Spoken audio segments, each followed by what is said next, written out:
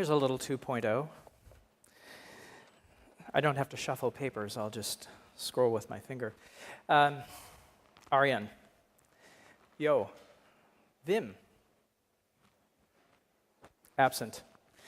I can't thank you enough for the honor that you bestow upon me by being first, but actually by being here.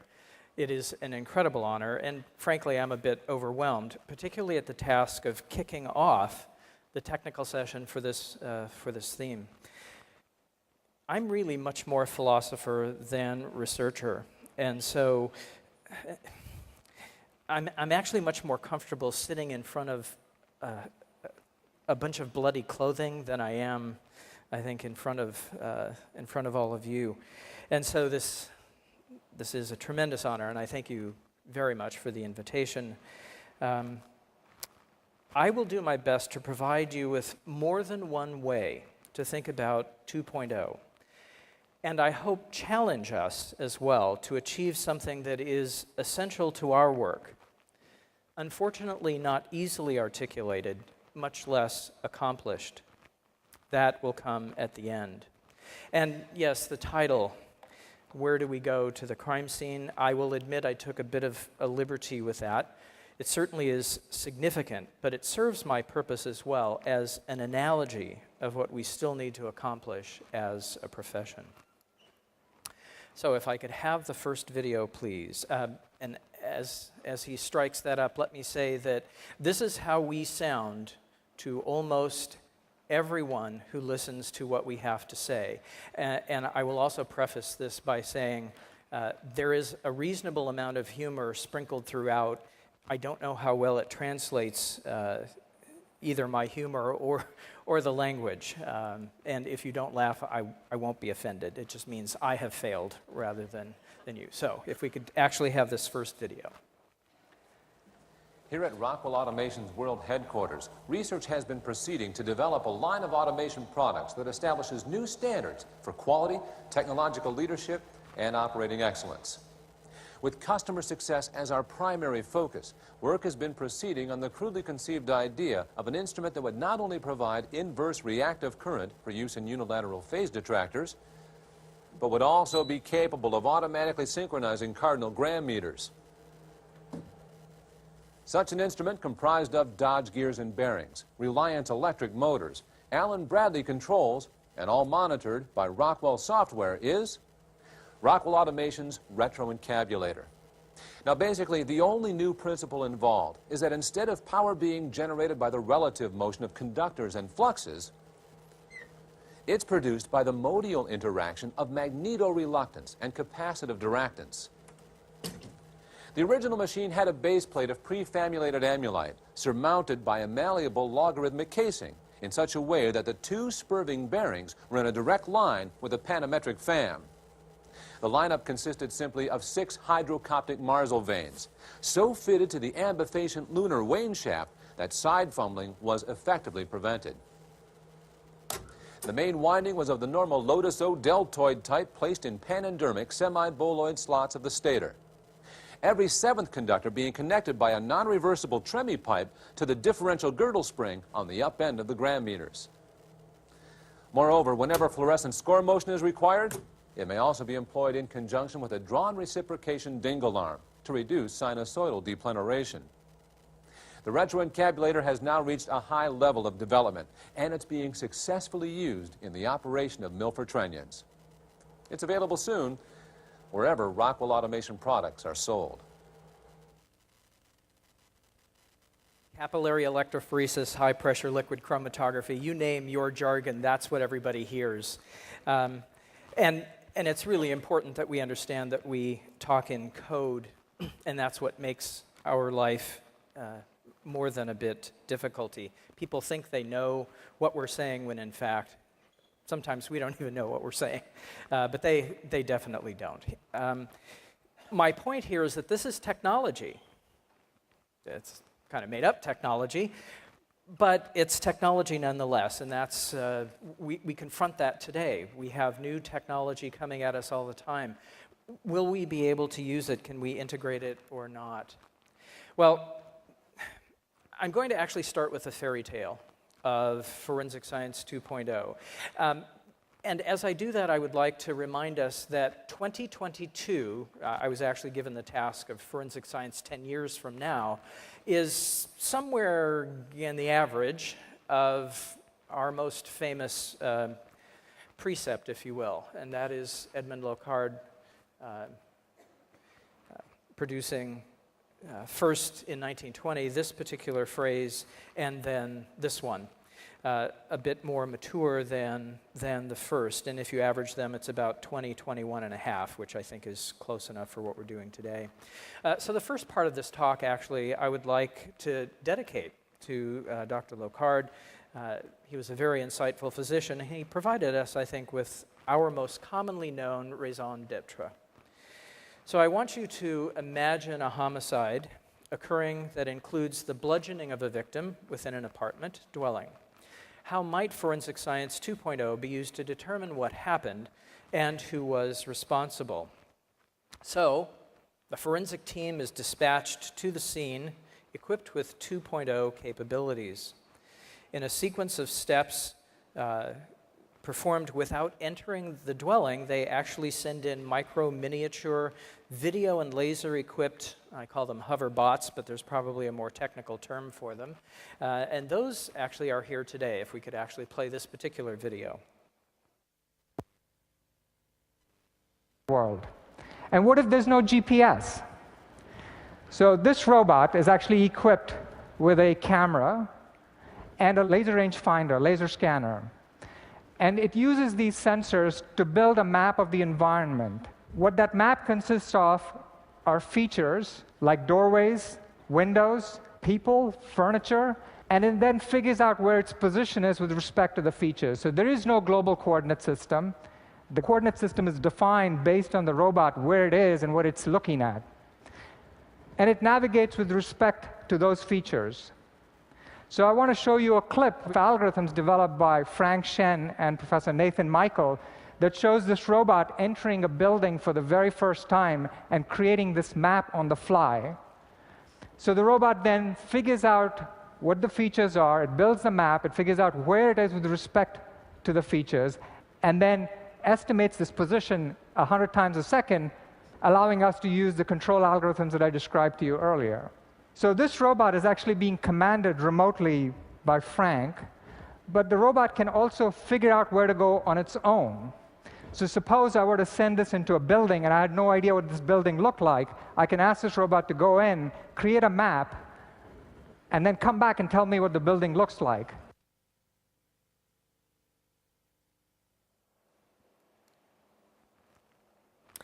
What that robot will be able to do for us is basically do a sketch without us going in there and start to document some of the evidence that's there so that we can properly prepare once we do enter the scene with the appropriate equipment, whether it is protective equipment or collection material. Yes, our AV people are ace. On the left, we actually have what's known as a gigapan sketch. It's actually a large number of photographs that have been stitched together and by which you can actually move around the crime scene. You can zoom in. This was actually taken with a point-and-shoot camera. And so if you use a real DLSR, you can imagine the kind of resolution that you could achieve.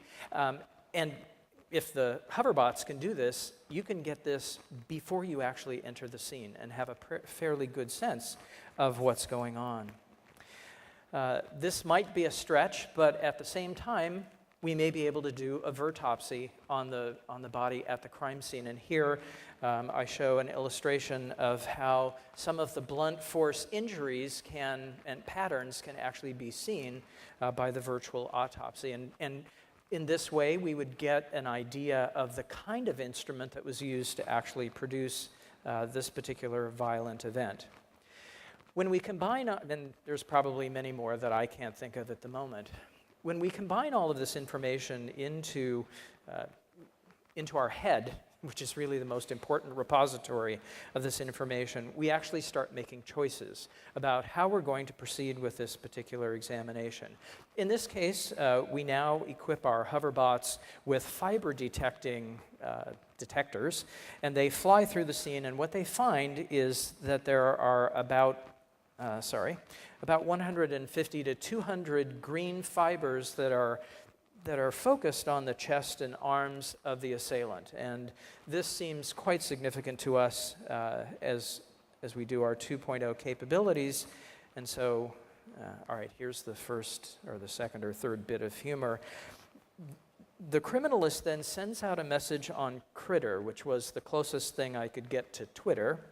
And in my world, it stands for the Criminalistics Information and Technology Resource. And what the analyst will do is inquire into the blogosphere or the Twitter sphere, the Critter sphere, about the abundance and the persistence of this fiber type that they have found all over the victim. And within minutes, he's directed to 13 databases, these server clusters, containing the data that he requested. And as this data is mined and put together into essentially putting it together in a predictive way, he concludes that the fibers were likely deposited within the past 3 hours, which is within the time frame of the victim's death. The vertopsy gives the analyst some sense of the dimensions of the blunt force instrument. And so the hoverbot discovers at least 3 potential instruments of death, as it were. And again, the imaging capabilities that are present allow each of these objects to be compared to the dimensions of the virtual, provided by the virtual autopsy, and something like likelihood ratios can be developed. And so a likelihood ratio of 1/50th, essentially, the analyst goes, probably not that one. Likelihood ratio of 10 to the minus 14th for the golf clubs also eliminates that one. The baseball bat similarly has a very unlikely possibility as being the weapon. And so one of the conclusions, a preliminary inference, is that the weapon was actually taken away, that it's not at the house or the apartment.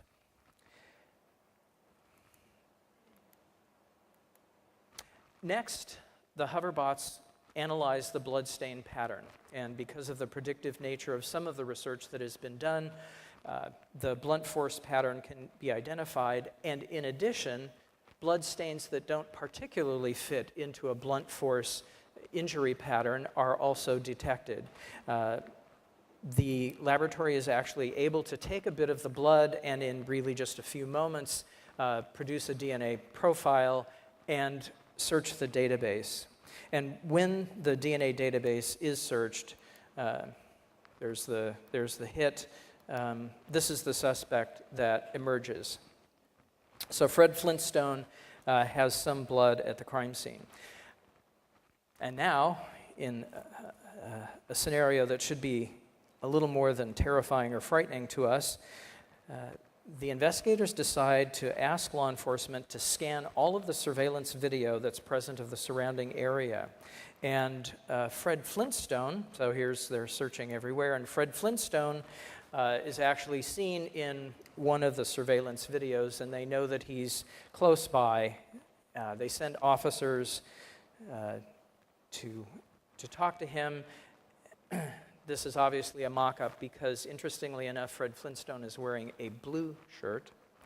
And they come up to him. They ask him if the way that I like the police doing it is they invite him to the police station for questioning. They do notice on the way that he actually has a recent bleeding wound on one of his hands. And in my view of this happens all within about 2 hours of getting on the scene. Well, what is required for this 2.0 scenario to occur? That moniker, 2.0, that actually began with some vague and controversial definitions related to the internet. and really there was lots of yelling and screaming amongst the computer folk. Over the years, however, there seems to have settled into this kind of definition. There's a browser and the web. There's connectivity. There is universal software, and there are databases, vast amounts of data that has been aggregated from a wide variety of sources.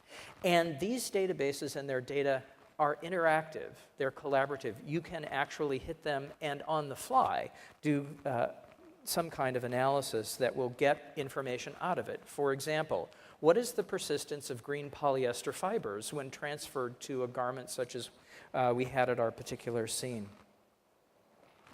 Harnessing all of this data really is harnessing the collective intelligence of all of the users and producers of data. This then is collaborative, and it is social. This is actually a Twitter map. The larger circles represent individuals who influence what others are seeing and reading. So, all right, that sounds good. Here's some data that we aggregate. An enormous amount of information exists within your laboratories and throughout the laboratories in the world. For the most part, it's nascent, and what I mean by that is it's isolated. It actually is not aggregated in a way that maximizes its usage. If all DNA laboratories were to actually put together their sensitivity and mixture studies, we would have an enormous amount of data upon which to predicate things like dropout probabilities for calculating likelihood ratios when that occurs. And I hope that you can see the data that you have in your laboratory, if combined with, say, 2,000 or 3,000 other laboratories worth of data, that provides us with a lot of very useful information. In addition, there exists a significant amount of lost and undiscovered knowledge in forensic science. I'm going to put up a quote from 1960 that could have been written tomorrow, or yesterday, or today. There's stuff out there that we should not have to reinvent. By making that available, we actually push ahead the 2.0 capabilities. It starts to be an interesting challenge, though, because technology, our retroencabulator, will always outstrip our understanding of what the results mean. And so one of the ways that we need to change our profession is to stop taking technology as soon as it's available and immediately putting it to use. Rather, we need to think more about new technologies as investments, that we need to achieve both the technological breakthrough as well as understanding of the meaning of our results before we actually do the first case. And all of those significant chunks of data that are generated by each laboratory should be aggregated first before we actually put it into practice. And so, to some extent, we've actually sounded now the first dissonance with my Forensic 2.0. I would guess that many, if not most of you, have never been to a crime scene. And so I'm suggesting a shift, actually, in where the most important work, or what I see as the most important work, occurs. And there are many reasons for that, most of which I actually will not be able to cover at the moment. But it also means, there's another piece of dissonance there, just within our crime scene. We have 150 to 200 green polyester fibers found on the shirt of the victim, and we have a suspect who's wearing a blue shirt. Well, research tells the analyst that those fibers are actually important. They seem to have been deposited within the time frame of this violent event, and yet our suspect doesn't possess anything, at least when he's found, with those sorts of fibers.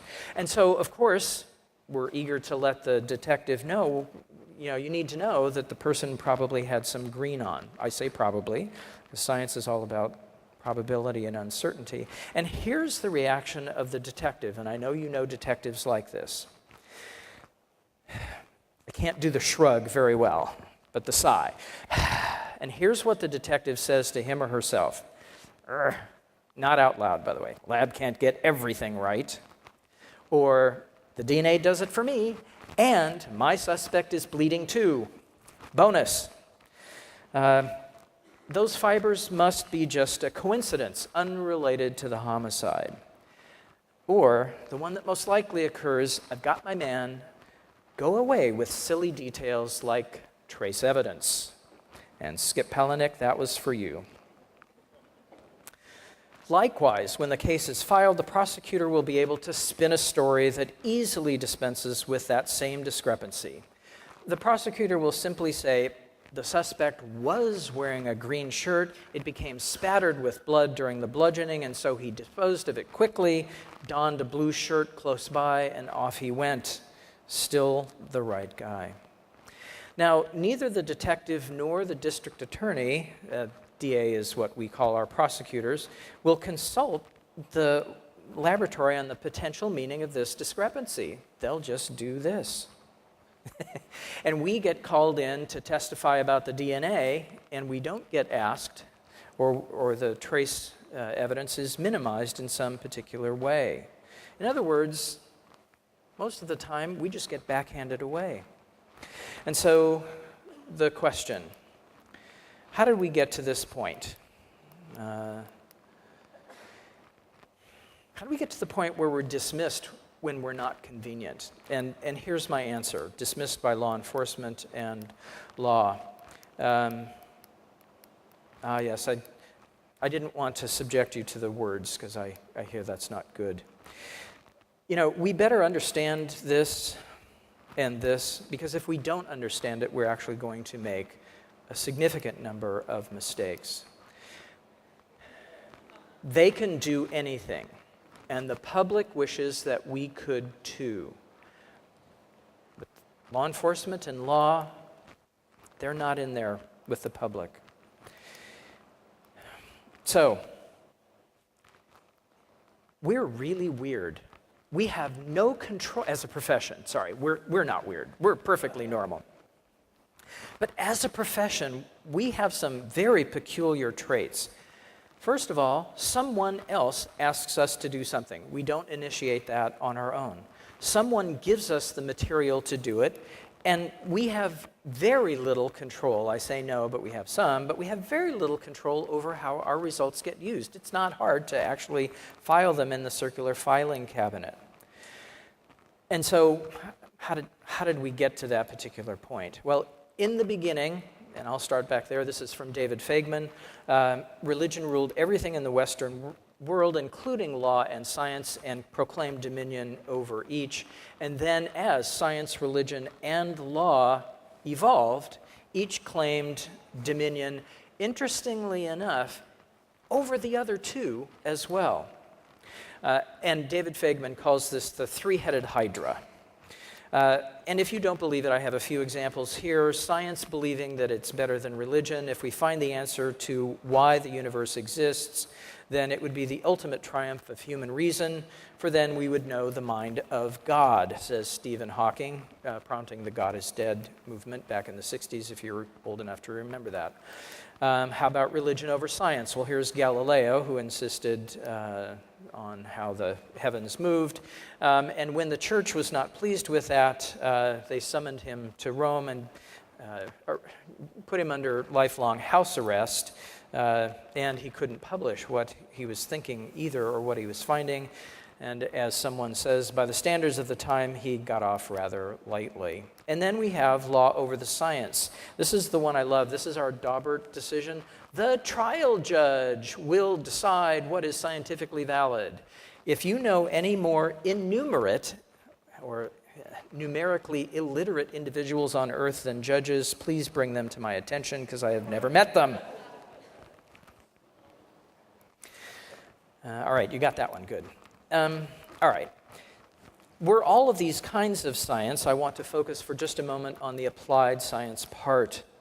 It's applying scientific knowledge to practical problems. DNA is really a very good example, but I will remind us that unlike all other applied sciences, we don't have control over the starting materials, the question, or how our results are used. And what that makes us do as a very easy response is just give results. That's it. No other participation. Relying on, or actually leaving it to, everyone else to decide what our results mean. And I hope we could all agree here that we know more than they. And so we have to conclude that as scientists, we have a role unlike any other scientific professional, and this, I would contend, is one of the features that makes our profession unique. So, you'll recognize a lot of these. The detective, please find the suspect's blood on those shoes. Well, how about if we just find out whose blood is on the shoes as opposed to the suspect's? Is this father's semen on his daughter's panties? That's fairly common. The defense attorney has their own odd requests on occasion. And then the ones that get to be ridiculous is the felon's DNA on this handgun. Here's the one you've all heard. Can you have it for me tomorrow? And could you please examine all 165 stains in this trail from the crime scene, all one right after another, and clearly from the same source? So, as I said, our reaction is, well, if that's going to be the request that we get and how we are treated, then we're going to, through accreditation, standardize our protocols, hire and train people who can run the protocols, but these people will not be allowed and typically are not trained to pose hypotheses or evaluate results in light of multiple hypotheses. In other words, we leave the inferences to someone else. And when failures in the system occur, they occur at every level. They're conceptual, they can be analytical, and unfortunately, sometimes they can be malicious. Something must be coming up. So here's a quote from 1960. Paul Kirk addressed some people and said, look, little time is spent studying what we are trying to do. Instead, most crims concern themselves with how we do it. We study how, but not why. And until the why is answered, we will not have established a true discipline. Which makes me comment, since it's a prescient comment, perhaps we should be talking about forensic science 0.5 instead of 2.0. Because that now shifts, I hope, into my final point. And that is that it's time for us to take a stand. Look, we've been saying this for a long time. But now we're 800 strong here throughout the world. There's strength everywhere in forensic science. And I think we need to say that we need independent standing within the administration of criminal justice, not beholden to stakeholders who will then instruct, interpret, and spin our work into the story in which they are invested. If we return to the law briefly, we find that our work is accepted when it's generally accepted by folks or it adheres to some standard. And I would like to say that creates a polemic, certainly for us when we talk with either law enforcement or the law. And so I'll at least cite Robert Merton here, who has a delightful phrase: polemics are solved by clear, open, free communication. Pretenders fade away. But at least in my country, the attorneys are not interested in solving the polemic. They want their side to prevail, which means they're not likely to engage in a dialogue. All right, let's play this. It doesn't go long. Many of you may have seen this already. It's fairly old. It's loud.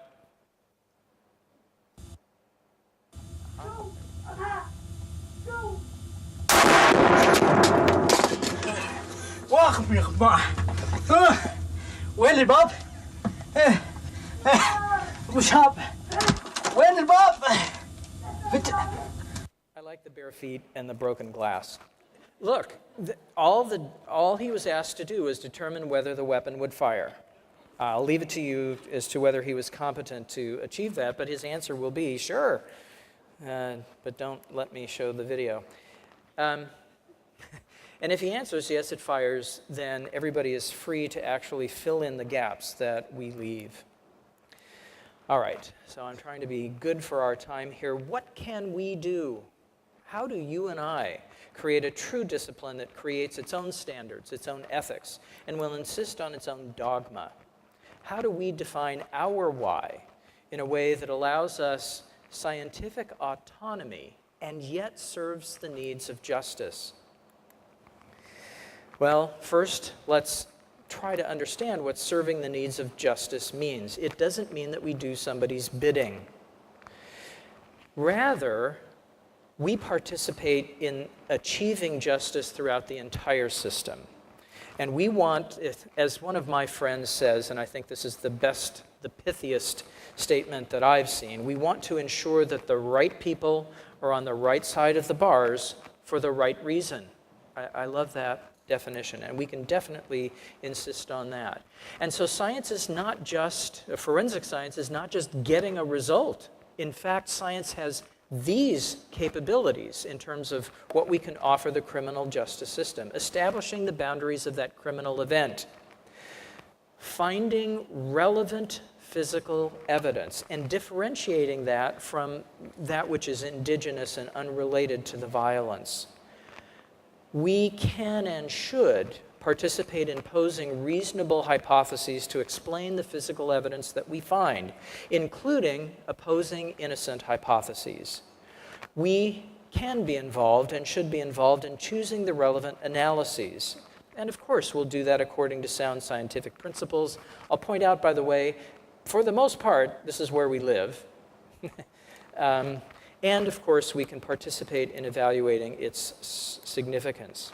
And so forensic science 2.0 may have much more benefit than just collecting or aggregating our data, talking with one another. In fact, it may encourage that self-correcting sociology of science so that the guy with the weapon is really not allowed to do that. Posting on Critter, I don't suspect that will persist, but I'll use it here. But, our posting on Critter may actually result in a consultation. What should I do with this evidence? Is there other evidence that would assist? What else should I be looking for? And so rather than posting pictures of Madurodam on our Facebook, we can actually post photographs of our crime scene and say, who has some experience? What else should I actually be looking at? And so the twist on Forensic Science 2.0 is that we are professional, that there's an instantaneity, that's not a word, there's a spontaneity to it. It is collaborative, we are not isolated, and it builds on all of this aggregated knowledge, trusted relationships. We are able to find relevant evidence that is there as a result of the violent act, and we are able to produce inferences about source determination and transfer mechanisms that are based on sound scientific processes, background data, and logical frameworks. We now possess that unique constellation of requirements necessary to request or require that we participate, at least, if not as an equal partner, as a collaborateur, I probably butchered that, in the administration of justice. But in order to do that, we need a heaping dish dose of courage. It will take an enormous amount of courage on the part of all of us, and particularly those of us at the bench, to bring this about, because we will be attacked at some point by everyone, including our supervisors, our management, the detective, the prosecutor, the defense attorney. Everyone will actually at one point not like what we have to say. And if we have standing, as we should, then they just have to take it, because that is our truth. It may not be the truth, but it is our truth, and it's what we have to offer. If we do not understand this, then the criminal justice system will make avoidable mistakes. We must participate at the beginning, and that's why I want us at the crime scene, because it is there that we can use technology to its greatest advantage to keep us from going down the wrong rabbit hole, to pursue the right direction, and to really participate fully as equal members of this of the administration of criminal justice. So here's my forensic science 2.0. We need to be emancipated, independent, autonomous individuals, professionals, serving the cause of justice. And I've been fairly good on our time. I thank you very much for your attention. Once again, I'm honored. Peers and colleagues have an incredibly enjoyable 3 days of conference. Arian, thank you.